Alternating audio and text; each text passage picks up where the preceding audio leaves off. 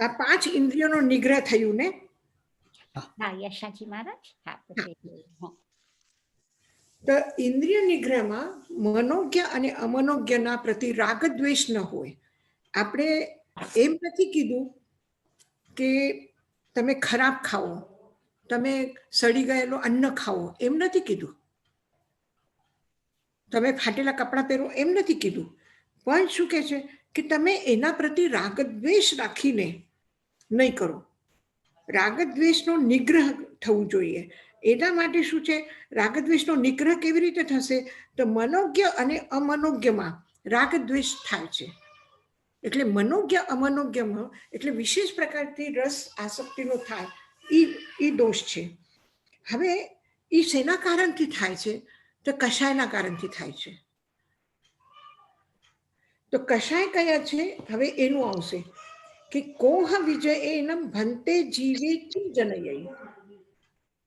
ક્રોધ ઉપર વિજય પ્રાપ્ત કરવાથી જીવને શું પ્રાપ્ત થશે? તમે મનોજ્ઞ અમનોજ્ઞ વસ્તુ પ્રતિ રાગ દ્વેષનો નિગ્રહ કરો, મતલબ કષાય ઉપર વિજય પ્રાપ્ત કરો, તો એનાથી શું પ્રાપ્ત થશે? કોહ વિજય એનમ ભંતે જીવે કિમ જનયૈ. ક્રોધ ઉપર વિજય પ્રાપ્ત કરવાથી એટલે ક્રોધ ઉપર નિયંત્રણ કરવાથી જીવને શું પ્રાપ્ત થશે? કોહ વિજય એનમ ભંતે જીવે કિમ જનયૈ. કોહ વિજય એનમ ખંતિમ જનયૈ. કોહ વેય નિજ્જમ કમ્મમ ન બંધઈ પૂર્વબદ્ધમ ચ નિજ્જરૈ. ક્રોધ ઉપર વિજય પ્રાપ્ત કરવાથી ક્ષમા ભાવ આવે છે, અને ક્ષમા ભાવ આવવાથી કર્મ નવા બંધાતા નથી અને પૂર્વબદ્ધ કર્મની નિર્જરા થાય છે. અહીંયા એક શબ્દ વેય નિજ્જમ આવ્યું છે. અહીંયા કોહ વેય નિજ્જમ એનો મતલબ ક્રોધ વેદનીય નથી, વેદનીય કર્મ નથી, પણ વેદનો અર્થ ભાવ. તો ક્રોધના ભાવથી, ક્રોધનું વેદન કરવાથી કર્મના વેદનીય એટલે ક્રોધથી પેદા થવા વાળી વેદનાનો કર્મબંધ થતો નથી. આવી ધ્યાનમાં? અહીંયા ક્રોધ નામનો કોઈ વેદનીય કર્મ નથી. વેદનીય કર્મ તો બે જ છે, સાતા વેદનીય અને અસાતા વેદનીય. પણ ક્રોધ છે એ મોહનીય કર્મનું છે. તો મોહનીય કર્મનો જે ક્રોધના જે દુષ્પરિણામ, જેવી રીતે આપણે પહેલા જોયું હતું, એમાં આવ્યું હતું કે અનંત ગુણોનો ઘાત કરવા વાળો ઘાતી કર્મ. આમાં જે બોલ છે ઉત્તરાધ્યાયનો નિંદનયાયનમ 7મું સૂત્ર છે. નિંદાથી જીવને શું આત્મનિંદા કરવાથી જીવને શું પ્રાપ્ત થશે? એમાં શું કીધું કે ગરહા કરવાથી જીવને શું પ્રાપ્ત થશે? તો અનંત ઘાઈ પજ્જવે ખવેઈ. અનંત ગુણોનો ઘાત કરવા વાળો ઘાતી કર્મ. તો અહીંયા જે ક્રોધ છે એ ક્રોધ ગુણનો ઘાત કરે છે અને શું પેદા કરે છે? દુઃખ પેદા કરે છે. એટલે જેનાથી ઘાત થાય છે આત્મગુણોનો, વેદના પેદા જેનાથી થાય છે, એનો એવા ક્રોધનો કર્મનો બંધ નથી થતો અને પૂર્વ બંધન કર્મનો નિર્જરા થાય છે. કોહ વિજય એનમ ભંતે જીવે કિમ જનયૈ. કોહ વિજય એનમ ખંતિમ જનયૈ. ક્રોધ ઉપર વિજય પ્રાપ્ત કરવાથી ક્ષમા ભાવ આવે છે. કોહ વેય નિજ્જમ કમ્મમ ન બંધઈ. ક્રોધ નામક કર્મનો બંધ નથી થતો. પૂર્વબદ્ધમ ચ નિજ્જરૈ. પૂર્વબદ્ધ કર્મની નિર્જરા થાય છે. હવે ક્રોધ નથી આવ્યો, ક્રોધ ઉપર વિજય પ્રાપ્ત કરી મતલબ ક્રોધનો ક્ષય કર્યો. જેવી રીતે જ્ઞાનાવર્ણ્ય કર્મનો ક્ષય થાય તો શું પ્રાપ્ત થાય? જ્ઞાનાવર્ણ્ય કર્મનો ક્ષય થાય તો શું પ્રાપ્ત થાય? જ્ઞાન પ્રાપ્ત થાય. તો મોહનીય કર્મનો ક્ષય થાય તો શું પ્રાપ્ત થાય? શું મળે? ગુણ મળે. ચારિત્ર. સમ્યક તો પ્રાપ્તિ થાય અને ક્ષમા ભાવ આવે, અનુકંપાનો ભાવ આવે. એટલે જે આત્માના ગુણ છે એ ગુણને ઘાત કરવા વાળા કર્મનું ક્ષય થયું. તો બાકી શું બચશે? ત્યારે જેનો ઘાત નથી થતો એ બચશે. આ વિધાનમાં જ્યારે પ્રકાશ આવે તો અંધકાર વાયુ જાય. અચ્છા, પ્રકાશ વાયુ જાય તો શું બચે? અંધારું બચે ને. તો તમે ક્રોધ ઉદયમાં આવે તો શું થાય? તો ક્રોધ મોહનીય કર્મ ઉદયમાં આવે, કષાય ઉદયમાં આવે તો શું થાય? ક્રોધ આવે. અને ક્રોધ ઉપર વિજય પ્રાપ્ત કરો, મોહનીય કર્મ ક્ષય કરો તો શું મળે? તો જે આત્માના ગુણ છે, જે ઘાતી કર્મનો ક્ષય થવાથી આત્માનું ગુણોનો ઘાત નથી થતું. ઘાત નથી થતો એટલે શું? જે છે એ મળી જાય. તો જે છે એટલે એ શું છે? ક્ષમા ભાવ છે. કોહ વિજયેનમ ખંતિમ જનયઈ, ક્ષમા ભાવ જાગે છે. હવે ભગવાન મહાવીર ગોશાલક તેજોલિશા છોલી તો એના ઉપર ક્રોધ નહીં કર્યો. ક્રોધ નહીં કર્યો તો શું પ્રાપ્ત થયું? જ્વાલા ઉપસર્ગ આપ્યા તો એના ઉપર ક્રોધ નથી કર્યો તો શું કર્યું? એને ક્ષમા કરી. એને જો ક્ષમા ન કરત તો શું થાત? કે ક્રોધનો જવાબ ક્રોધથી આપત. એને એક ચાબુક માર્યો તો એના હાથમાંથી ચાબુક લઈને બે એને પણ લગાવી દીધા હોત. આપણે ત્યાં હોત તો આપણે શું કરત? આપણા સાથે કોઈ આવી દુર્ઘટના થાય કે કોઈ આપણને હાથ ઉપાડે મારવા માટે તો આપણે શું કરશું? કોઈ આપણને બે શબ્દ કહી દે તો આપણે 4 શબ્દ કહીએ ને. આપણે તો અનુભવની વાત છે. આ તો કલ્પનાની વાત છે કે કોઈ તમને એક થપ્પડ માર્યું, કલ્પના કરી. કલ્પના પણ જવા દો. વાસ્તવિકતા શું છે? કોઈ બે શબ્દ કહી દે તો આપણે બે શબ્દ કીધા વગર રહેતા નથી. બે શબ્દ નહીં કહી શકીએ, થોડા મજબૂર હશો, બોલીએ તો ખોટું વાંધો આવે તો આપણે એક શબ્દ તો કહી દઈશું. નહીં કહ્યું છે તો અંદર અંદર મનમાં એ બોલાઈ જાય છે. મનમાં ને મનમાં બોલશું કાંઈ ને કાંઈ. તો એ ક્રોધ ન કરો તો પછી શું થાય? ક્ષમા આવે. ક્ષમા આવે. ઠીક છે, એના મોહનીય કર્મનો ઉદય હતો, એને ભોગ્યું. આપણે શું છે? આપણે શું ક્રોધ નથી કર્યો? આપણે જ્યાં છે ને, ગલસુકમાલ મુનિ સોમેલ બ્રાહ્મણ ઉપર ક્રોધ ન કર્યું. એને એનો માથા ઉપર અંગારા મૂક્યા તો પણ તો શું થયું? ક્ષમાના અવતાર આપણે કહીએ ને, ક્ષમા સાગર કહીએ ને. તો જે ક્રોધ ઉપર વિજય પ્રાપ્ત કરવાથી જીવ ક્ષમા ધર્મને પ્રાપ્ત થાય છે. અને ક્ષમા કરવાથી જીવ ક્રોધના ઉદયથી ક્રોધ બંધાય છે. મોહનીય કર્મના ઉદયથી મોહનીય કર્મનો બંધ થાય છે. જ્ઞાનાવર્ણ્ય કર્મના ઉદયથી જ્ઞાનાવર્ણ્ય કર્મનો બંધ થાય છે. પછી મોહનીય કર્મના ઉદયથી શું થવાનું હતું? મોહનીય કર્મનો બંધ થવાનું હતું. તો પૂર્વ અને નથી બંધ થયું તો ક્ષમા ભાવમાં રહ્યા. પાછો પણ આપણે ક્ષમા ભાવમાં રહીશું. અને પૂર્વ બધ્ધમ ચ નિર્જરે, જે પેલા કાંઈક હજી મોહનીય કર્મના બંધાયેલા કર્મ છે એની પણ નિર્જરા થઈ. નવા બાંધ્યા નથી અને જે પેલા હતા એને ક્ષય કરી દીધો. અને જો ક્રોધનો જવાબ ક્રોધથી આપીએ તો પૂર્વબદ્ધ કર્મની નિર્જરા તો નથી થતી. આ ગંદગી અંદર ને અંદર પડી છે અને નવી ગંદગી પાછી અંદર આવે છે. ધુઆધાર વરસાદ આવી જાય તો તાલાબના ગંદગીનું શું થાય છે? પાણી એમાં સ્વચ્છ આવે તો એનાથી જે ગંદગી છે પેલાની, આ ગંદગી બધી નીકળી જાય. અને જે રસ્તાથી ગંદુ પાણી આવતું હતું તે એ રસ્તાથી શું આવે છે? જે આસપાસમાં વરસાદનું પાણી વરસી હોય એ શુદ્ધ પાણી જ આવે. એટલે પૂર્વબદ્ધ કર્મની પણ નિર્જરા થઈ અને નવી ગંદગી અંદર ન આવી શકી. યશાજી મહારાજ, મધ્ય વંદામી, આ જે વર્ડ છે કોહ વેયણિજમ, વેયણિજમ તમે શું એક્સપ્લેન કર્યું? પ્લીઝ પાછો કહેજો. હા, વેયણિજમ વેદનીય. તો અહીંયા વેદનીય કર્મ નથી. ક્રોધ સાથે કોઈ ક્રોધ નામનું વેદનીય કર્મ નથી. વેદનીય કર્મના બે ભેદ છે. એ કયા છે? સાતા વેદનીય અને અસાતા વેદનીય. ક્રોધ વેદનીય કોઈ કર્મની પ્રકૃતિ નથી, કોઈ કર્મ નથી. પછી અહીંયા ક્રોધ સાથે વેદનીય શબ્દનો અર્થ શું છે? તો ક્રોધના કારણથી, ક્રોધ શું છે? ઘાતી કર્મ છે. ક્રોધ ઉદયમાં આવ્યું એટલે શું આવ્યું? મોહનીય કર્મનું ઉદય થયું. મોહનીય કર્મ કઈ શું છે? ઘાતી કર્મ છે. ઘાતી કર્મથી શું થાય છે? તો આત્મગુણોનો ઘાત થાય છે. મતલબ સુખનો ઘાત થયું અને દુઃખ પેદા થયું, વેદના પેદા થઈ. તો ક્રોધ જે છે એ આત્મગુણોનો ઘાત કરવા વાળો અને વેદના પેદા કરવા વાળો છે, વેદન કરવા વાળો છે.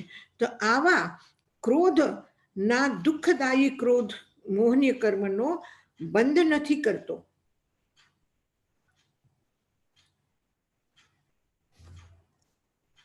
Thank you Yashaji madam.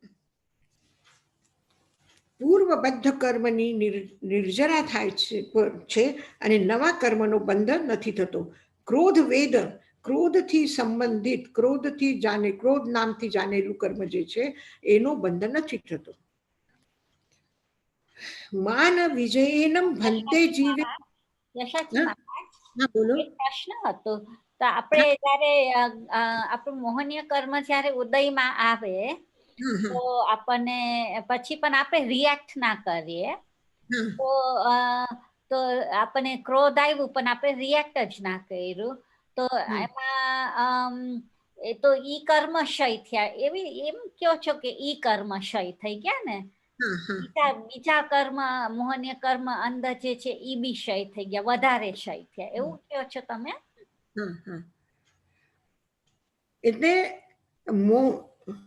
આપણે ક્રોધ આવ્યું, કોઈ આપણા ઉપર ક્રોધ કર્યું અને આપણે પ્રતિક્રિયા ન કરી. પ્રતિક્રિયા ન કરી એટલે કઈ જાતની પ્રતિક્રિયા નથી કરી? એક વ્યક્તિ બે શબ્દ કહી દે, અપમાન કરી દે, પણ એ શક્તિશાળી છે, મોટા છે, આપણે બોલી નથી શકતા, તો આપણે ચૂપ રહી ગયા, તો એ ક્ષય નથી કહેવાતું.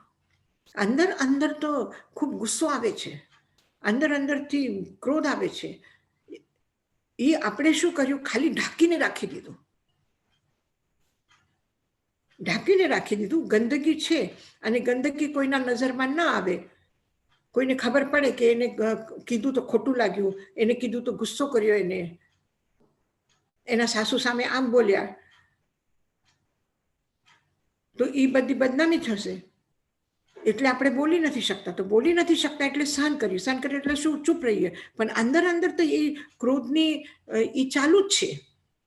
એટલે અગ્નિ ઉપર રાખ આવી, પણ અંદરમાં અગ્નિ છે ને, એનો તાપ છે અંદરમાં. એ નિર્જરા નથી, એ નિર્જરા નથી. નિર્જરા શું છે? કે ક્રોધ આવ્યું પણ એમાં એ અગ્નિમાં લાકડા નથી નાખ્યા, હજી પેટ્રોલ નથી નાખ્યું, કેરોસીન નથી નાખ્યું. એ જો નાખે તો પછી વધારે આગ મોટી થાય. જંગલમાં, આફ્રિકાના જંગલમાં આગ લાગે. આગ લાગે તો કેવી રીતે લાગે? કે ક્યાંક એવી એક ચિનગારી પડી જાય, આગ લાગે. આગ લાગ્યા પછી એને ખૂબ તેજ હવા મળે એટલે આગ ફેલાઈ જાય, એને બીજા ઝાડ મળે, એનાથી આગ વધે છે અને આખું જંગલ દિવસો દિવસો સુધી જલતો રહે છે.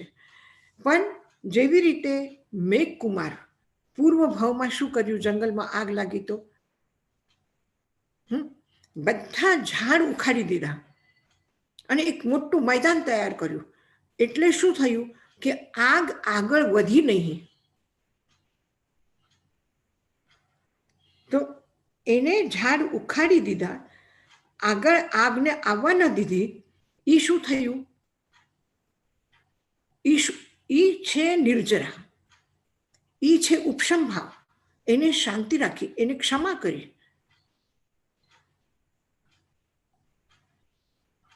આવી ધ્યાનમાં? એક તો ક્રોધથી ક્રોધ પેદા થાય છે, અગ્નિથી એક નાની ચિનગારી મોટી આગ પેદા કરે છે, ક્રોધથી ક્રોધ પેદા થાય છે, એનાથી નવા કર્મ બંધાય છે. એટલે એ આગ ફેલાઈ જાય છે. એક ઝાડની જગ્યા એક ઝૂંપડામાં આગ લાગે, એ આસપાસના બધા જ આખા વસ્તીને જલાવી દે. તો આ એક ઘરથી 50 ઘર બળી જાય તો આ શું છે? આ નવા કર્મ બાંધ્યા, એની વેદના, એના કર્મ બંધન વધારે થયા. આગ ફેલાઈ ગઈ ક્રોધની, વિસ્તાર પામી, એને ખોરાક મળી, ક્રોધમાં ક્રોધ પેદા થયો. એટલે ક્રોધની ખોરાક છે કે બીજા લાકડા મળવા, પેટ્રોલ મળવું, ડીઝલ મળવું, એને સાધન મળવા. તો એને સાધન ન મળે એ ક્ષમા ભાવ છે. તો મેઘ કુમારજી જંગલમાં ઝાડ ઉખાડીને મોટું મેદાન પેદા કર્યું.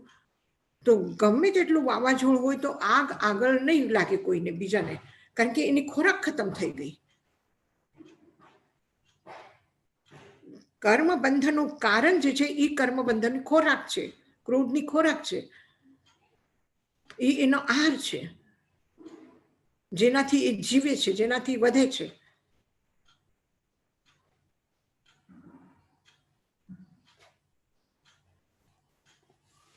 આવી ધ્યાનમાં બીનાબેન?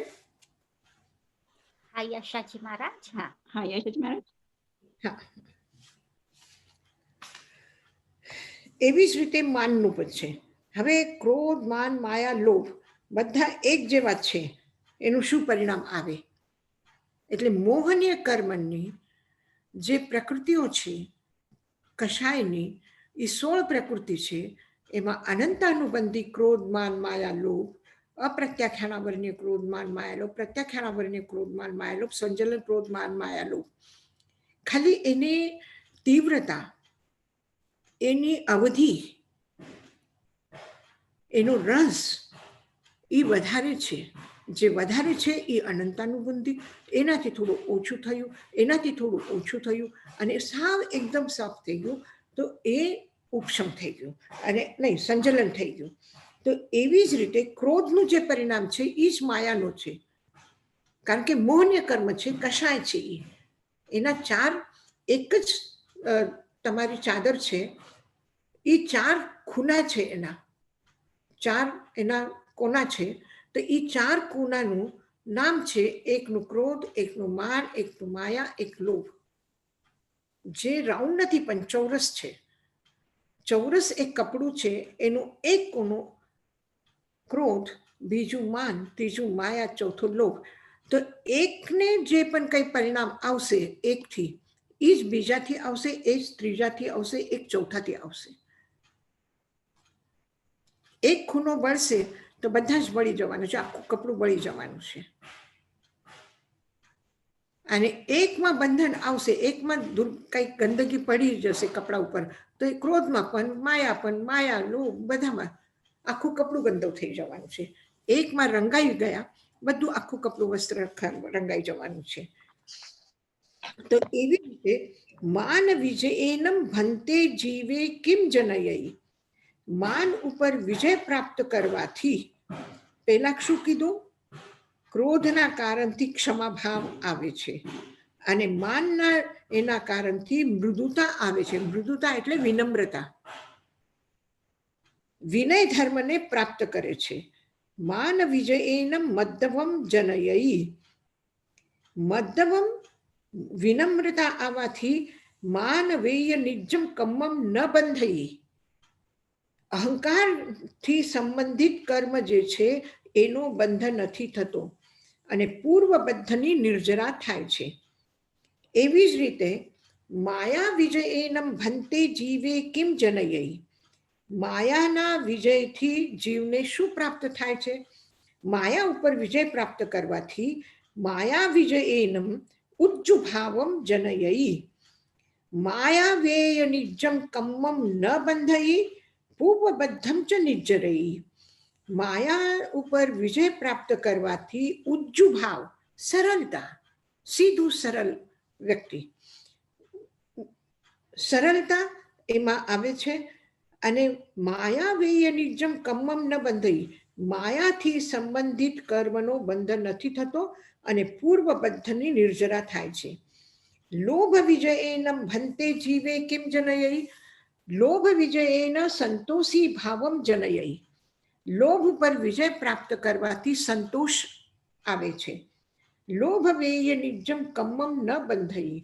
લોભ ઉપર વિજય પ્રાપ્ત કરવાથી જીવ નવા કર્મ પ્રાપ્ત નથી બંધાતા અને પૂર્વબદ્ધ કર્મની નિર્જરા થાય છે.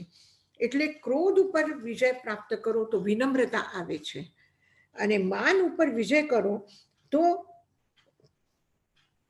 વિનય ધર્મ નમ્રતા આવે છે. માયા ઉપર વિજય પ્રાપ્ત થાય તો સરળતા આવે છે.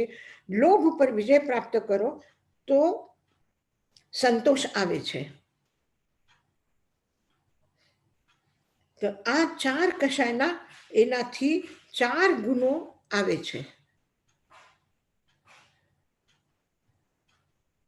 આવ્યું ધ્યાનમાં? હા યશજી મહારાજ. એને અહંકાર હોય, હું મોટો, હું કેમ નમવા જાઉં, હું મોટું છું, પહેલા મેં લડાઈ નથી કરી, પહેલા ઝઘડો એને કર્યો તો મિચ્છામી દુક્કડમ કોણ કહેશે, હું શું કામ કહું, ઓલા કહેશે પહેલા, ઈ પહેલા કે પછી હું કહું. અને આ બધું જ્યારે ખરાબ હોય ત્યારે કહીએ કે હું શું કામ કરું, અને સારું મળતું હોય તો, ક્યાં બિઝનેસમાં લાભ થવાનું હશે તો ત્યાં પછી હું પહેલા કરી લઉં.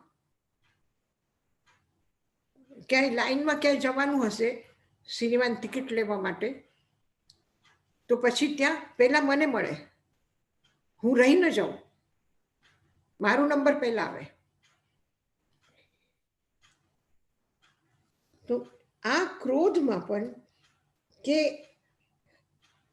ક્યાં આગળ આવવાનું છે, ક્યાં પહેલું નંબર જોઈએ, ક્રોધ કરવામાં, અહંકાર કરવામાં, માયા કરવામાં, લોભ કરવામાં, ક્યાં જોઈએ, સારા માટે જોઈએ કે ખરાબમાં જોઈએ.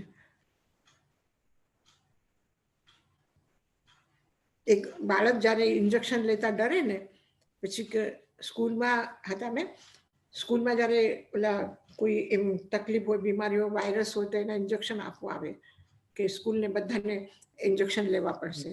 પછી લાઈનમાં ઊભા હોય, ઓલે કે નહીં તું જા પહેલા, મારો નંબર પછી છે, તું જા પહેલા, મારો નંબર પછી. ત્યાં ડર લાગે છે ઇન્જેક્શન લેવામાં. અને કંઈક સારી ચીજ મળતી હોય તો હા મારે પહેલા, હું રહી જાઉં, ધક્કો મારીને બીજાને હટાવીને પણ પહેલા પહોંચી જશું. તો સારા માટે, ક્ષમા ભાવ માટે લાવ, એ ન માફી માંગે, હું માફી માંગી લઉં. વિનમ્રતા, સરળતા અને સંતોષ. ક્ષમા, વિનમ્રતા,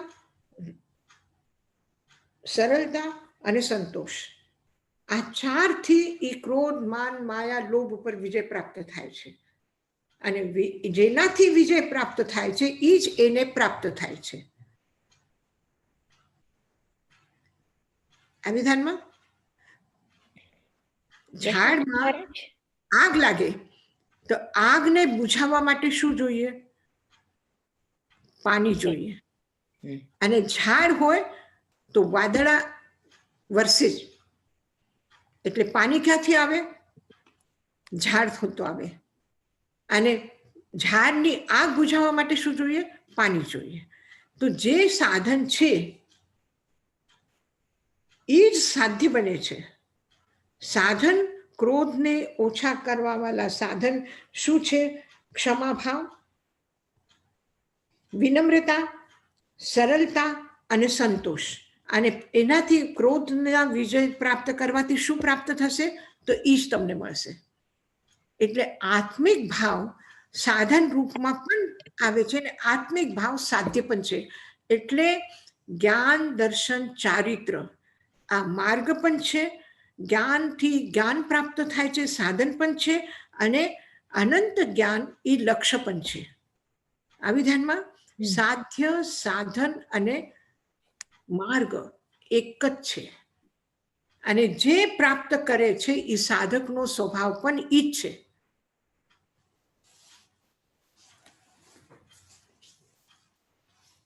હા, કોઈને કઈ પૂછવું છે?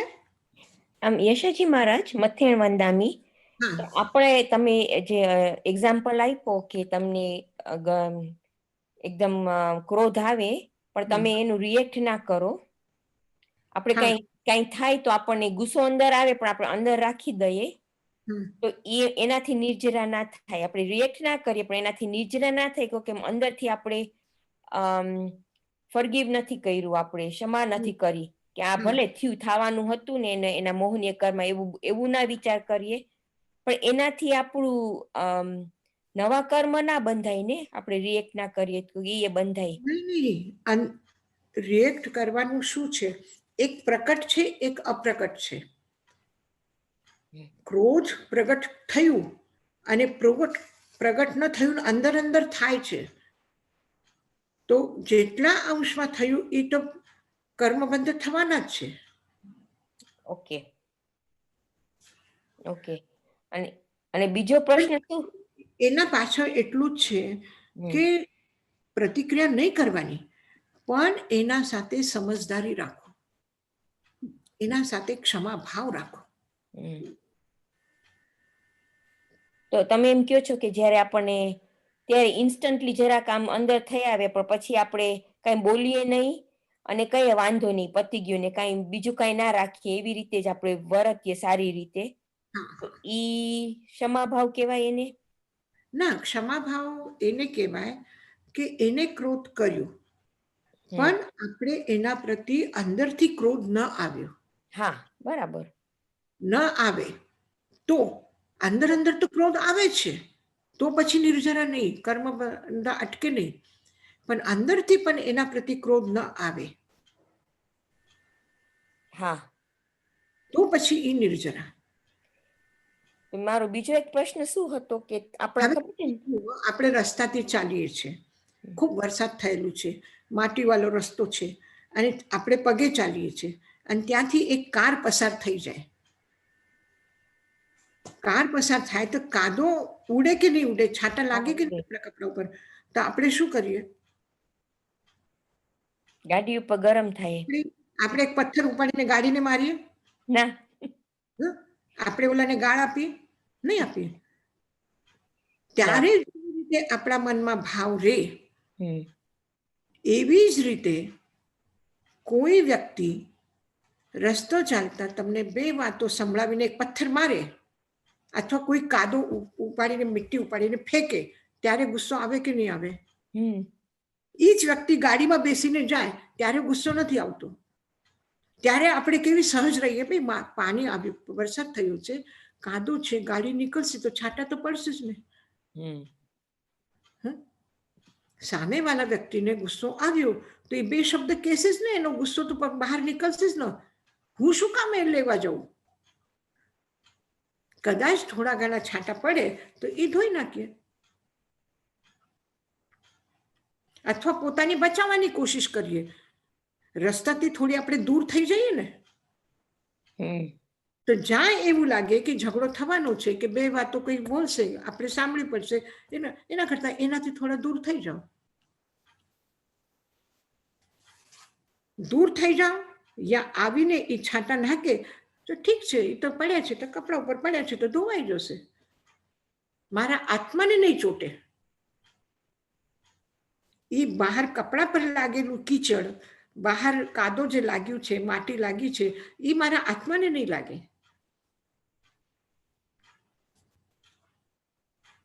હવે થેન્ક યુ. મેઘકુમાર દીક્ષા લીધી રાતના સૂતો છે, દરવાજા પાસે એનો નંબર આવી, દરવાજા પાસે સૂતો છે.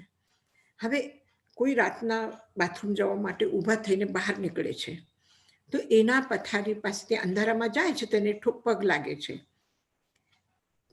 છે તો એ પોતાના પગ થોડા આમ ખેંચી લે છે, અંદરના તરફ લઈ લે છે. ત્યારે પહેલી વખત વિચાર કરે કે ના, મોટા છે, અંધારું છે, લાગી ગયો. એ પાછા આવે છે તો એના પગની રજ એના કપડા ઉપર લાગે છે. હવે આવા બાલુ મીઠી લાગેલા કપડા ઉપર કેમ સૂવાનું? નથી ગમતું, છતાં પણ થોડું હટાવી દે, ઝાટકી દે અને પાછું સૂઈ જાય. બે મોટાઓ છે, આવે છે, જાય છે, લાગશે, થશે. એક ગયો, બે ગયા, ત્રણ ગયા. ધીરે ધીરે એનું માથું શું થયું? ગરમ થવા માંડ્યું. એટલે એ ભગવાન, મેં મારા કપડા ઉપર ફૂલ વરસ્યા છે, ફૂલ પાથરેલા છે, ફૂલની શૈયામાં હું સૂતો છું, પણ ધૂળની શૈયામાં તો હું કોઈ દિવસ સૂતો નથી. આ દીક્ષા લીધી, ઘર છોડ્યું, પરિવાર છોડ્યો, એનો મતલબ આ શું છે કે જે આવે એ મને ઠોકર મારતા જાય, એના બધાના પગના વશમાં શું? ભગવાન, તમારી ઠોકર તો હું 10 વખત ખાઈ લઉં, તમારા પગ મને લાગે તો મને માન્ય છે, સારું લાગશે, પણ હું કઈ બધાને ઠોકર ખાવા માટે શું દીક્ષા લીધી છે? બસ મારે તો નથી જોતી, હું છોડી દઉં છું. કાલે સવારના ભગવાનને કહીને વંદન કરીને હું નીકળી જઈશ. આ શું થયું? આ શું થયું? ક્રોધ આવ્યું. એને કોઈને અપમાન નથી કર્યું, કોઈને કટુ શબ્દનો પ્રયોગ નથી કર્યો, ચૂપચાપ રહ્યો. પણ અંદરમાં તો હતું ને, વિચાર તો ચાલતા જ હતા કે આ શું બધું, હું કેવી રીતે સહન કરું, હું શું કામ કરું આવી રીતે શું? અને એક દિવસની વાત, રોજ મને આવું રીતે શું પડે તો પછી કેવી રીતે મારી ઊંઘ ન થાય? તો એનો દુષ્ચક્ર ચાલુ થઈ ગયું. પછી ભગવાન જ્યારે સમજાવે છે ત્યારે શું થાય છે? ક્રોધ બધું બેસી જાય છે. થઈ ગયું, ક્રોધ શાંત થયું. એનાથી શું થયું? ક્ષમાભાવ આવ્યું. ક્ષમાભાવ આવ્યાથી જે પહેલા કર્મ બાંધ્યા એ પણ ક્ષય થઈ ગયા. હવે સમજમાં આવી કે અંદર અંદર ક્રોધ આવે ત્યારે શું સ્થિતિ હોય અને જ્યારે શાંત થાય ત્યારે શું સ્થિતિ થાય. જ્યારે ભગવાનના સામે આવ્યું તો ભગવાનના સામે આવતા જ ચૂપ થઈ ગયું. ત્યારે પણ ચૂપ થયું, ત્યારે બોલી ન શક્યો. નક્કી કરીને આવ્યું તો કે હું ભગવાનને કહી દઈશ કે હું જાઉં છું, પણ ભગવાન સામે આવ્યા પછી નથી બોલ્યું કે હું જાઉં છું. અને ભગવાન પાછા પ્રેમથી બોલાવે કે મેઘ સુહમ સુહેન રાઈ વૈકંતા, તું રાતના બરાબર આરામથી સૂતો તો, તારી રાત આનંદમાં ગઈ ને, મજા આવી ને તને, ત્યારે શું જવાબ આપે? ના કે એને કીધું ના, એને કીધું કે મને આવી તકલીફ થઈ રાતના, હું આખી રાત સૂતો નહીં. એ બોલી ન શક્યો. અને ત્યાં અંદર અંદર બોલતો હતો. ત્યાં શું થતું હતું? રાતના શું થતું હતું? અંદર અંદર બોલતો હતો. અને કદાચ કોઈ એક મુનિ ગયા પછી બીજા મુનિ આવ્યા હશે તો કે આવી ગયા, હવે આવશે, બધો કચરો મારા કપડા ઉપર લાગશે એના પગનો, એમ પણ બોલ્યો હશે ને. અને આપણે ત્યાં કલ્પના કરીએ કે આપણે ત્યાં દરવાજા પાસે સૂતા છીએ અને આપણી ચાદર એકદમ સ્વચ્છ, હજી પહેલો જ દિવસ છે, નવા કપડાં પહેરેલા છે, એ નવા કપડાં પાથરીને સૂઈ ગયો છે, અને ત્યાંથી આવે છે અને જાય છે લોકો, અને બધાના પગની માટી મારા ચાદર ઉપર લાગે છે. તો વિચાર કરો તમારા મનમાં શું શું આવશે? શું શું આવશે? એક વખત કહેશો માફ કર્યું, બીજી વખત કહેશો માફ કર્યું, ત્રીજી વખત કહેશો માફ કર્યું, પછી સાચી વાત છે. સહન કરવાની પણ હદ છે, ક્યાં સુધી હું સહન કરું? બધા હદ પાર કરી ગયા, બધા આટલા મોટા થઈ ગયા, આટલા સ્થવિર છે.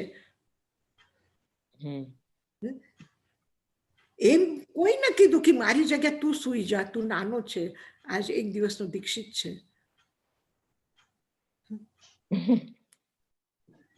મારી મા મને કેટલા પ્રેમથી રાખ્યું છે. કોઈ દિવસ એમ નહીં કીધું કે તું આટલો મોટો થઈ ગયો છે. કહો છો કે બાળકને કહો છો તમે કે આટલું મોટો થઈ ગયું છે, સમજ નથી આવતી, કેમ શું જોઈએ, કેમ કરવું જોઈએ, કેવું છો? અને ભગવાન કહે છે, ભગવાન પણ નથી કહેતા, ભગવાન કહે છે મેઘ તું રાતના બરાબર આરામથી સૂતો ને, અને આ મુનિ તો કોઈ મને ન પૂછ્યું, બધાના પગની રજ મારા કપડા પર આવીને કોઈ ન પૂછ્યું કે રાત તારી કેમ રહી, અને ભગવાન પૂછ્યું. તો ભગવાન શું છે? ક્ષમાના અવતાર છે. ભગવાન ક્રોધ કર્યો એના ઉપર? ના. આ તો ઘરમાં તો ચાલે, બધું નાનું મોટું થોડું ઘણું તો થતું હોય છે, એમાં ગુસ્સો શું કરવાનું, એમ કીધું ભગવાન? ના. આ જે પણ છે ને, આપણે થોડું વિચારીએ ને કે આપણે એ જગ્યા પર મેઘના જગ્યા ઉપર પોતાને રાખીને જુઓ, અને પછી વિચાર કરો કે બીજા શું કર્યું, ભગવાન શું કર્યું. પછી ભગવાનની જગ્યા પર ભગવાન આવી રીતે કરે તો મારા સામે મારા કોઈ એક વ્યક્તિ ગુસ્સો કરે કે એને દુઃખ થાય, એને તકલીફ થાય, તો એની તકલીફ હું કેવી રીતે દૂર કરું? તો એ ક્ષમા ભાવ, એ કરુણા ભાવ ન કરે ત્યારે ક્ષમા ભાવ આવે. તો ક્ષમા ભાવ આવે ત્યારે શું થાય? ત્યારે પોતે ભગવાન થઈને વિચાર કરો કે મારે ક્રોધ નથી કર્યું, મેં ક્ષમા, તો હું ચૂપ રહું, કાંઈ નહીં બોલું. આમ નહીં, બીજાની તકલીફ દૂર કરવાનું છે, ક્ષમા ભાવને પ્રગટ કરવાનું છે. ભગવાન એને શાંતિ આપી કે નહીં આપી? ભગવાન એને સમજાવ્યું કે નહીં સમજાવ્યું? ભગવાન એમ નથી કીધું કે તું મારો શિષ્ય થઈને હું કઈ તને તેડવા આવ્યો નહોતો, તારા ઘરે ઓરવા આવ્યો ને પછી તને મેં કીધું કે ચાલ મારી સાથે આવ દીક્ષા લે, એમ નહોતી કીધું. તું તારા પોતે મનથી આવ્યો અને આવ્યા પછી હવે કે છે જાઉં, હું જાઉં? કહી શક્યા હોત? કોઈ ગુરુ કે નહીં? કોઈ કે કોઈ ગુરુ કહેશે શિષ્યને કે આ તું શું કરે છે? જાવું જાવું જાવું, આ શું છે? જાવું છે તો જા. નહીં તો એમ કહેશે સમાજને શું જવાબ આપીશ? પણ ભગવાન શું કહ્યું કે મેઘ, તું કેટલો ડાયો છો, તું કેટલું મેધાવી છો, તું કેટલું પ્રાજ્ઞ છો, તું કેટલું કરુણાવાન છો. તું પૂર્વ ભાવમાં આટલી કરુણા કરી, આ જંગલની આગ બુઝાવી દીધી, આટલા જીવોની રક્ષા કરી, અને એ રક્ષા કરતા કરતા તારા પ્રાણ નીકળી ગયા. આટલી ક્ષમા તારામાં, અને આજે એક નાની વસ્તુ ઉપર, નાના વાત ઉપર તને ગુસ્સો આવી જાય કે તું આ હાથમાંથી રત્ન ફેંકી દેવાનું મન કરી દીધું.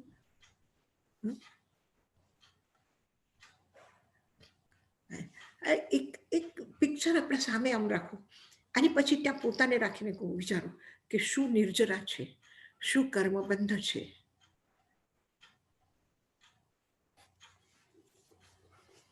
યશાજી મહારાજ, આજે 11મે ગુણસ્થાને જે સૂક્ષ્મ લોભ છે, તો આપણે એમના સૂક્ષ્મ માન કેમ નથી? કારણ કે એમ થાય કે હું છું કંઈક, તો હું છું કંઈક એ તો માન નહીં થયું? ના, શું છે કે જ્યારે બંધ થાય છે ત્યારે ક્રોધ, માન, માયા, લોભ એક સાથે બધા જ અનંતાનુબંધી બધા જ છે.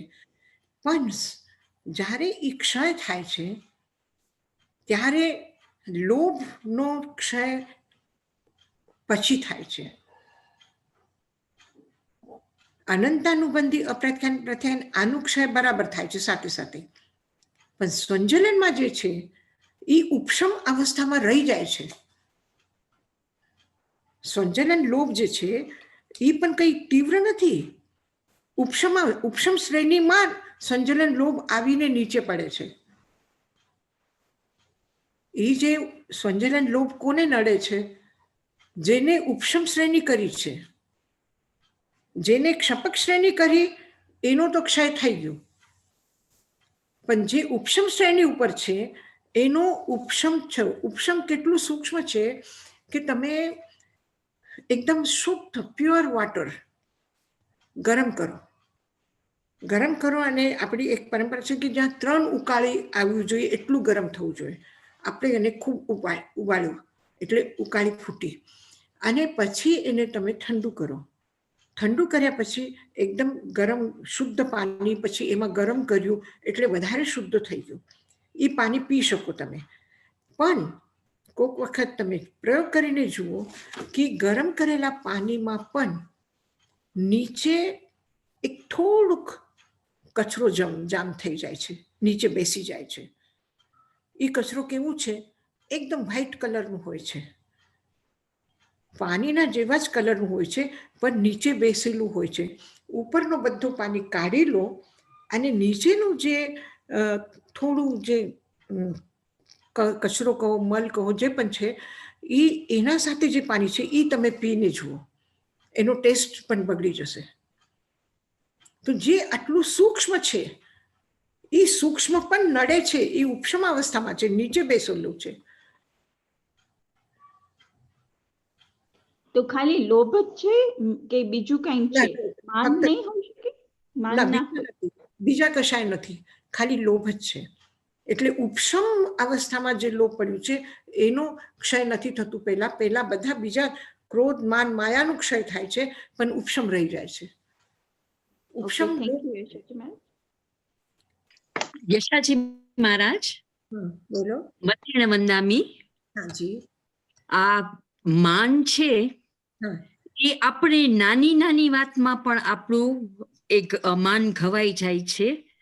આપણને તરત જ આપણને અંદરથી થાય છે કે આમ કેમ, તો એને કેવી રીતના કાઢી શકે? કેમ કે માન એટલું છુપી રીતે અંદર આવી જાય છે, આપણને ખબર નથી પડતી. એટલું છુપું છે, એકદમ ચોર જેવું આવે છે અને પથ્થરના થાંભલાની જેમ બનીને રહે છે. હું નહીં કોઈના સામે ઝૂકું તો નહીં ઝૂકું, એટલું જિદ્દ કરે છે. પણ એ માન કેવું છે જુઓ, ઘણી વખત તમે અનુભવ કરો, દરેક જગ્યાએ પોતાને અંદરથી વિચારો, પોતાના અંદરથી જુઓ. ઘણી વખત શું થાય છે કે આપણે કંઈ કામ કરતા હોઈએ છીએ, આપણે કોઈના માટે કંઈ કરતા હોય છે, બરાબર કરીએ, પ્રેમથી કરીએ, આ પ્રસન્નતાથી કરીએ, પણ કોઈ એમ કે આ કરી દો ને, તમે આ કરો છો ને તો આ પણ કરી લો. શું થાય? તો એ માન કપાઈ જાય. શું થાય છે ત્યાં કે હું આટલું કરું છું, આટલા પ્રેમથી કરું છું, અને એમ ના કહી શકે આ મને કરી આપો ને થોડું. ત્યાં મન ઉપર એક ચોટ લાગે છે, એક ઘાવ લાગે છે. એ શું છે? માન છે, અહંકાર છે. અહંકાર. ત્યાં ક્રોધ નથી આવતું, ત્યાં અહંકાર આવે છે અને દુઃખ આવે છે કે કેવું કરે છે, હું આટલું કામ કરું છું, એટલે પ્રેમથી કરું છું, પોતાના મનથી આપણે બધું કરીએ, પણ કોઈ કે આ કર, નથી થતું. મન ત્યાં અટકી જાય છે. યશજી મહારાજ, હા બોલો. યશજી, જે આપણે ક્રોધમાં કરેલા કર્મો પછી જયારે આપણને રિયલાઇઝ થાય છે, પછી આપણે એનું પ્રાયશ્ચિત કરીએ છીએ, મનમાં પસ્તાવો થાય છે, તો એ કર્મનો ક્ષય થાય છે? હા, કર્મનો ક્ષય થાય છે. એટલે એ બંધ પડેલા કર્મો જે આપણે કરીએ અને પ્રાયશ્ચિત કે પસ્તાવાથી કર્મનો ક્ષય થાય? પ્રાયશ્ચિતથી નિશ્ચિત રૂપથી કર્મનો નાશ થાય છે. અને એટલા બધા કર્મનો નાશ થાય છે. તમને યાદ હશે કે આ જ અધ્યાયમાં આપણે પેલા એ કર્યું હતું, નિંદા અને ગરહા. આપણે કરીએ કે મેં ક્રોધ કર્યું, ગલત કર્યું, એ ભાવ આવે છે ને, આ મારી ભૂલ, મેં ક્રોધ કર્યું, મેં અહંકાર કર્યું, મેં માયા કરી, એને ધોકો આપ્યું, એના સાથે ખોટું બોલ્યું, એને છુપાવ્યું, એનાથી આપણને અફસોસ થાય છે, પશ્ચાતાપ થાય છે. તો આ શું છે? જેવી રીતે આપણે કહીએ પેલો અનુરત થુલાઓ આલો ત્યાં આલો બોલીએ ને, એનો મતલબ શું છે? આલોચના કરું છું, એટલે મારા દોષ હું બધા જોઉં છું. આલોચના કરી પછી શું કહું છું? નિંદામી ગરહામી અપાનમ ઓસિરામી. બે શબ્દ બોલીએ ને, ભૂલ થાય અને એનો બરાબર સરખો આપણે જોઈએ, આપણે સ્વીકાર કરીએ, તો શું કરીએ? નિંદામી ગરહામી. તો એમાં ગરહા શું છે? સૂત્ર નંબર 7 અને 8 છે, નિંદા અને ગરહા. તો ગરહા શું છે? કે ગુરુના સાક્ષીથી આપણે કહીએ, કે ગુરુ સામે જઈને કહીએ, કોઈ મોટા હોય એના સામે જઈએ કે મારી આ ભૂલ થઈ છે. તો એના પરિણામ શું આવે? અને નિંદા હું અંદર ને અંદર મહેસૂસ કરું છું, અંદર ને અંદર દુઃખી થાઉં છું, અંદર અંદર પ્રાયશ્ચિત્ત કરું છું કે આ મારે નથી કરવું જોતું, તો મારાથી થયું છે અને હવે કોઈ દિવસ હું નહીં કરું. ત્યારે શું થાય છે? ત્યારે એને કીધું કે પચ્છાનુતાવેનમ, પશ્ચાતાપ કરવાથી વિરજ્યમાને કરણ ગુણ શેઢીમ પડિવજ્જયી. ત્યારે તમે પશ્ચાતાપ કરતા કરતા કરણ ગુણ શ્રેણીને પ્રાપ્ત કરશો. કરણ ગુણ શેઢીમ પડિવજ્જયી, કરણ ગુણ શ્રેણીને પ્રાપ્ત થશો. કરણ ગુણ શ્રેણી એટલે શું? કરણ એટલે આત્મવિશુદ્ધિ. આત્મવિશુદ્ધિની શ્રેણી એ પ્રાપ્ત કરશો. 7મા ગુણસ્થાનથી નીકળીને 8મા ગુણસ્થાનમાં આવશો. 48 મિનિટ સુધી પ્રાયશ્ચિત્તના ભાવ રહી જાય, ઊંચા ને ઊંચા ચડે, તો 8મા ગુણસ્થાનમાં આવશો. 8મા ગુણસ્થાનનું નામ છે અપૂર્વ કરણ ગુણસ્થાન. અપૂર્વ કરણ એટલે અપૂર્વ, પહેલા કોઈ દિવસ એવી વિશુદ્ધિ અનુભવ નથી કરી. આત્માનો સુખનો અનુભવ એના પહેલા આટલું સરસ રીતે નથી કર્યું. ક્રોધ, અનંતાનુબંધી ક્રોધ, માન, માયા, લોભ એનો ક્ષય કર્યો. તો ચોથા ગુણસ્થાનમાં આવ્યા. અપ્રત્યાખ્યાન, પ્રત્યાખ્યાનાવર્ણ્યનો ક્ષય કર્યું, ઉપશમ કર્યું. તો 5મા ને 6ઠામાં આવી ગયા. અપ્રમત્ત અવસ્થામાં આવી ગયા. ત્યારે પણ આટલું અનુભવ ન થયું. એટલું અનુભવ, સુખદ અનુભવ 8મા ગુણસ્થાનમાં થયું. અપૂર્વકરણ, આત્મવિશુદ્ધિની અપૂર્વતાનો બોધ થયું, અનુભવ થયું. અને ત્યાં 2 શ્રેણી કરી. એક છે ઉપશમ શ્રેણી, એક છે ક્ષપક શ્રેણી. ઉપશમ શ્રેણીમાં કષાય જે બાકી રહ્યા, કયા કષાય બાકી રહ્યા? સ્વંજલન. તો એ કષાયનો ઉપશમ કર્યો અને શપક શ્રેણીમાં એનો ક્ષય કરવાનો પ્રારંભ કર્યો. તો જ્યારે એ ક્ષય કરવાનો પ્રારંભ કરો ત્યારે પહેલા સમયમાં જેટલા કર્મ પ્રદેશોનું ક્ષય કર્યું છે, બીજા ક્ષણમાં એનાથી ડબલ, ત્રીજા ક્ષણમાં જેટલું બીજા ક્ષણમાં કર્યું છે કર્મનો ક્ષય, એના કરતા ડબલ ત્રીજામાં જેટલું કર્યું એના કરતા ડબલ ચોથામાં. એટલે કેટલા ગુના શુદ્ધિ વધી રહી છે. એવી રીતે 48 મિનિટ સુધી, અંતર્મુહૂર્ત સુધી આ તમારી વિશુદ્ધિ થતી જાય છે.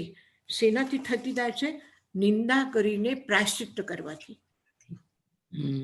બહુ જ મહત્વપૂર્ણ છે પોતાની ભૂલને સ્વીકાર કરવી અને સ્વીકાર કરીને એનો પશ્ચાતાપ કરવું. અને એ પશ્ચાતાપ એટલું ઊંડો હોવું જોઈએ. ભલે ને તમે કોઈને નહીં કહો કે મારાથી ભૂલ થઈ, મને માફ કરો, નહીં કહો, તો પણ એટલો ઊંડો પશ્ચાતાપ થાય કે તમારી આત્મવિશુદ્ધિ 8મા ગુણસ્થાનથી લઈને તમને સીધી એ જ ભાવમાં એક અંતર્મુહૂર્તમાં તમને 12મા ગુણસ્થાન સુધી પહોંચાડી દેશે અને 13માં કેવલ જ્ઞાન થઈ જશે. શપક શ્રેણી કરી તો, ઉપશમ શ્રેણી કરી તો 11મા સુધી ચડીને પાછા નીચે આવી જવાની શક્યતા છે. આવી ધ્યાનમાં. એટલે પશ્ચાતાપ પણ બહુ સાધના છે મોટી. પશ્ચાતાપ આત્મવિશુદ્ધિની સાધના છે. યશોજી મહારાજ, આપણે કોઈ કામ કર્યું હોય પછી એનો પશ્ચાતાપ કરીએ, પછી પાછું એ જો બીજી વખત પાછું આપણાથી થઈ જાય તો એનું કઈ પ્રાયશ્ચિત કરવાનું ફળ છે કે નહીં? ના, જેટલા અંશમાં જે સમયમાં જે કર્યું એનું ક્ષણ છે. તમે કપડાં ધોવો છો, બરાબર? નહીં ધોયા હશે તો એક રૂમાલ લઈને ધોઈને જોવો. જ્યારે તમે ધોવો છો ત્યારે એનો મલ, ગંદકી હટી જાય છે, એકદમ ક્લીન થવા માંડે છે, બરાબર? પાછું તમે એ રૂમાલનું, એ ટાવેલનું યુઝ કર્યું, પાછું ગંદુ થયું. તો પહેલા વખત જ્યારે એને ધોયું ત્યારે એની સ્વચ્છતા આવી હતી કે નહીં? જ્યારે ધોવો છો એટલી વખત એની શું થાય છે? કર્મની નિર્જરા થાય છે. કર્મનો એ વખત ધોતી વખતે એના ઉપર ડસ્ટ લાગતી નથી, નવા કર્મ આવતા નથી અને જે પહેલાની ગંદકી છે એ બધી સાફ થઈ રહી છે. હવે આપણે રૂમમાં ઓછા કરીએ, ક્લીન કરીએ, અને એ જ વખત કોઈ વ્યક્તિ આવે બહારથી, એના સોક્સમાં માટી લાગી છે અને એ પહેરીને સીધું પાછું આવે અને ત્યારે આપણે પોછો કર્યો હોય, ગીલી હોય, એના ઉપર એના પગ પડે તો પાછું ગંદુ થાય કે નહીં થાય? પણ જ્યારે પહેલી વખત તમે કરી સફાઈ ત્યારે તો સ્વચ્છ લાગતું હતું કે નહીં? તો એ વખતે તમારી સ્વચ્છતા થઈ ગઈ. હવે પાછી ગંદકી આવી તો પાછો સાફ કરો, પાછી નિર્જરા કરો. ત્યારે પણ કર્મનો ક્ષય થાય છે ને? હા.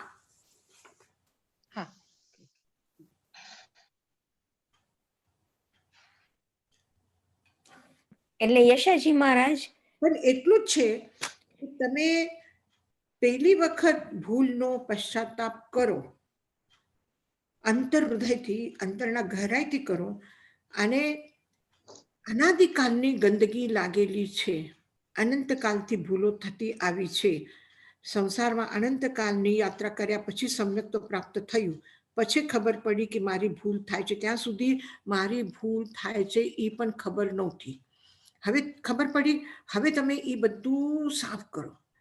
આ બધી ગંદકી હટાવી, 1 વખત 2 વખત 3 વખત રોજ સફાઈ કરીને એકદમ સાફ કર્યું. અને સાફ કર્યા પછી જો થોડું ઘણું કંઈ કચરો કોઈ આવે તો એ જલ્દી સાફ થાય કે નહીં? જલ્દી સાફ થાય છે કે નહીં? તમે કલ્પના કરો કે 1 વર્ષ તમે ક્યાંય બહાર ગયા, અને બહાર ગયા પછી અથવા બીજા મકાનમાં રહેવા ગયા, અને ત્યાં સુધી તમારું ઘર બંધ હતું. પછી તમે પાછા એ ઘરમાં આવ્યા, ત્યારે 1 વર્ષ પછી આવ્યા તો એ ઘરની સફાઈ કેટલી કરવી પડે? વધારે કરવી પડે. પણ 1 વખત સરખું સાફ થઈ ગયું પછી બીજી વખત પણ થોડો વાવાઝોડો આવશે, થોડા બારીના ખુલ્લા હશે તો કચરો આવશે, પણ એને સાફ કરવું શું થશે? ઈઝી થશે. એ સફાઈ બહુ ગંદકી નહીં કરે. એટલે 1 વખત ઊંડાણથી પશ્ચાતાપ કરો તો પછી બીજી વખત જે તમને ડસ્ટ લાગે એના કર્મબંધ પણ આટલા તીવ્ર ન થાય, એટલો તીવ્ર રસ એમાં નહીં આવે. એટલા માટે કીધું કે 1 વખત સમ્યક્તોનો અનુભવ થઈ ગયું તો પછી મોક્ષ નિશ્ચિત. એટલે એવા કર્મ નહીં બંધાય કે તમે અનાદિકાળ સુધી તમે મિથ્યાત્વ અવસ્થામાં રહી જશો. એવું નહીં થાય. ભલે ને પાછા મિથ્યાત્વમાં જાઓ તો પણ એનો સમય ટૂંકો હશે.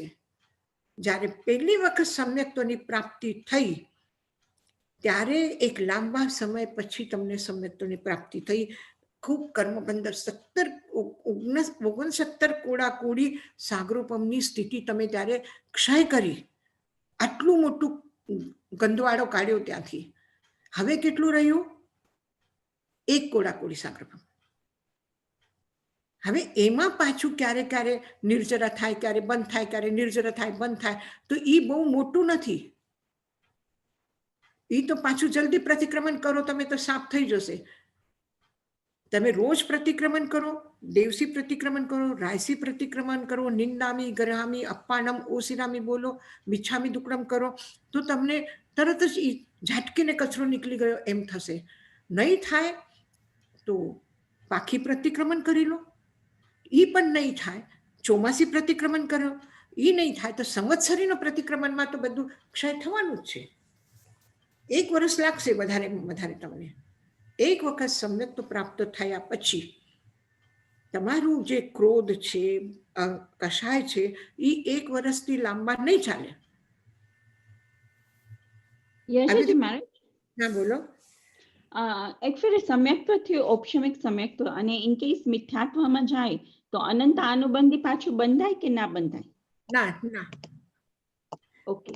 નહીં, પાછા ભલે ને થોડા ટાઈમમાં અનંતાનુબંધી આવશે પણ એ પાછા જલ્દી નીકળી જશે. પાછું જલ્દી ક્ષય થઈ જશે. કારણ કે ઔપશમિક સમ્યક્તોમાંથી ગયું, ક્ષાયિક સમ્યક્તોમાંથી નથી ગયું. ઔપશમિક સમ્યક્તોમાં ગયું. હજી અનંતાનુબંધી કર્મ થોડા બાકી છે, એ પાછા આવશે. એટલે સમ્યક પછી પાછા મિથ્યાત્વ અવસ્થામાં આવ્યા પછી કષાયનો તીવ્ર ઉદય, કષાયની પ્રગાઢ બંધ ઓછું થશે. એટલું નહીં થાય જેટલું પહેલા થયું હતું. થેન્ક યુ યશજી મહારાજ. યશજી મહારાજ, મથેન વંદામી મયુરી બોલું છું. આ પૂર્વબંધ કર્મની નીચરા આત્મા જેટલું શુદ્ધ હોય એના ઉપર જ ડિપેન્ડ થાય ને. આત્માની વિશુદ્ધિ કેટલી છે? જો આત્માની વિશુદ્ધિ, આત્મા પોતાના ક્ષમા, મૃદુતા એ બધા ગુણમાં હોય તો જ પૂર્વબંધ કર્મની નીચરા થશે ને.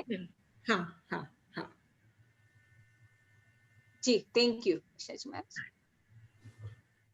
યશાજી મહારાજ, આપણા મોહ માન, ક્રોધ, મોહ માન, માયા, લોભ પ્રાયશ્ચિત થી જ વધારે ઓછી થાય ને નીકળી જાય. પ્રાયશ્ચિત સૌથી વધારે ઇમ્પોર્ટન્ટ છે ને. હા, પ્રાયશ્ચિત્ત વધારે ઇમ્પોર્ટન્ટ છે. ને દરરોજ કરવાનું તો એટલે શું છે કે પ્રાયશ્ચિત્તનું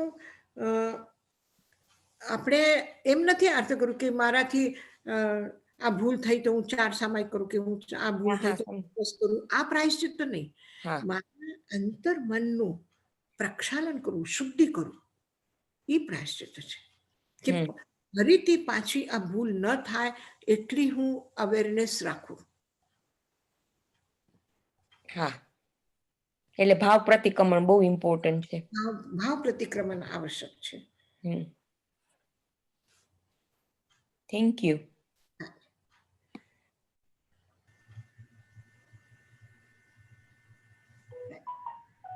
બધાના માટે ખૂબ ખૂબ હાજી. હા શોભના, કેમ છો? મજામાં? હા, મજામાં. તમે કેમ છો? યશજમાં શુભમજીને કેમ છે? શુભમજી મહારાજને હજી દીનાનાથ મંગેશકર હોસ્પિટલમાં છે. બહુ સારી વ્યવસ્થા છે, બહુ સારા ડૉક્ટરોની ટીમ છે. કાલે પણ એ ડૉક્ટરોની બધાની મીટિંગ થઈ, રોજે મીટિંગ થાય છે, રોજે એ બધા રિપોર્ટ આપે છે. તો કાલે જે એમના પેટમાં પાણી થયું હતું તો એ પાણી બધું કાઢવામાં આવ્યું. તો એમાં થોડું એક ખતરો હતો કે ક્યાંય બ્લીડિંગ ન થઈ જાય, પણ પ્રભુ કૃપાથી કાલે બ્લીડિંગ નથી થયું. અને પછી એ પાણી ટેસ્ટ કરવા મોકલ્યું છે. આજે સવારના પણ બ્લડ લઈને ટેસ્ટ કરવા મોકલ્યું છે. હજી 8 દિવસ થાય છે પણ ઇન્વેસ્ટિગેશન્સ બધા ચાલે છે. અને જે છે એને કંટ્રોલ કરવા માટે દવા આપેલી છે. અને જે લીવર છે એનો અમુક પાર્ટ સંતુ સુખીના સર્વે સંતુ નિરામયા. એટલે આપણા અંદરના ભાવ છે કે બધાને સારું મળે, બધાને. અને ક્યારે શું થાય છે, આપણે માગીએ છીએ, આપણા પાસેથી બધા માટે કલ્યાણના ભાવ જાગે અને બહારથી પણ મને શું થાય, કલ્યાણના ભાવ પ્રાપ્ત થાય. તો પ્રાર્થનાનું એક રૂપ છે કે હું બધા માટે કામના કરું, હું બધા માટે સારું ઈચ્છું. એવા અને એવા પ્રસંગ જેવી રીતે આપણા અત્યારે આપણે જે સ્થિતિમાં છે, પ્રામાણિકતાની સાથે કહીએ, આપણે કંઈ નિષ્કામ ભાવથી નથી કરતા. આપણી કામ છે, આપણી પ્રાર્થના છે, આપણે માનીએ છીએ. જેવી રીતે લોગસના પાઠમાં આપણે શું કહ્યું, આરોગ્ય બોહિ લાભમ સમાહી વરમ ઉત્તમ. આજે પણ આપણે એ જ કહીએ, તીર્થયરામે પશ્યંતુ. તમે બધા તીર્થન કરો, અમારી ઉપર પ્રસન્ન થાવ અને અમને અમારા પ્રિય વ્યક્તિ માટે આરોગ્ય આપો.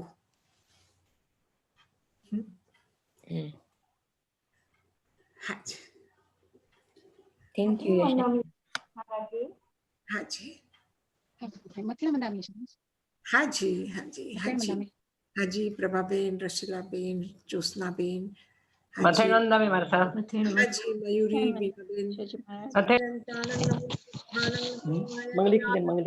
નમો વૈષ્ણવાય, નમો લોય સબ સાહુનમ. એસો પંચ નમોકારો સર્વ પાવપનાસનો મંગલાનંચ સર્વેસિમ પરમં હવૈ મંગલમ. ગુરુદેવ કે આજ્ઞા ચત્તારી મંગલમ અરંતા મંગલમ સિદ્ધા મંગલમ સાહુ મંગલમ કેવલી પણતો ધમો મંગલમ. ચત્તારી લોગુત્તમા અરંતા લોગુત્તમા સિદ્ધા લોગુત્તમા સાહુ લોગુત્તમા કેવલી પણતો ધમો લોગુત્તમો. ચત્તારી શરણમ પવજ્જામિ અરહંતે શરણમ પવજ્જામિ સિદ્ધે શરણમ પવજ્જામિ સાહુ શરણમ પવજ્જામિ કેવલી પન્નતમ ધમ્મમ શરણમ પવજ્જામિ. અરહંતો કા શરણા સિદ્ધો કા શરણા સાધુ કા શરણા કેવલી પ્રરૂપી દયા ધર્મ કા શરણા. ચાર શરણા દુઃખ હરના સુખ કરના और शरणा नहीं कोई जो भवि प्राणी आदरे तो अक्षय अमर पद हो. हाजी, हाजी.